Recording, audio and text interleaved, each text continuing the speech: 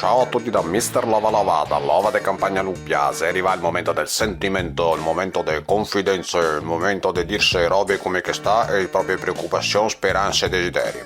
Ne scrive Giusy da Bovolone. Caro Mr. Lova Lova, ho un problema che non mi fa dormire a notte e non so più cosa fare. E il problema è col mio uomo, è un pantofolaio di prima categoria, o non ti riesci a smuoverlo dalla sua posizione, dalla sua abitudine, non vuole andare a fare niente che sia diverso da stare in casa e quindi non so più come comportarmi da mattina a man perché la roba comincia a essere seria.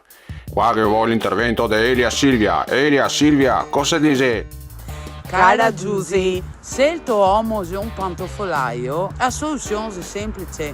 Ciapa e va fuori a ti da sola. E io ho bello questo caso in divano, questo sabatè, ti metti una biretta, così che non si accorge del tempo che passa, e ti vai in giro. E magari anche ti sei fortunata che ti trovi un toy boy, che adesso va anche di moda. Anche a massa. E quindi dopo ti vedrà che il pantofolaio è il tacca a correre. E magari si sveglia fuori. Ciao Giusy, Ciao Giusy. da Eli E Silvia. Ciao.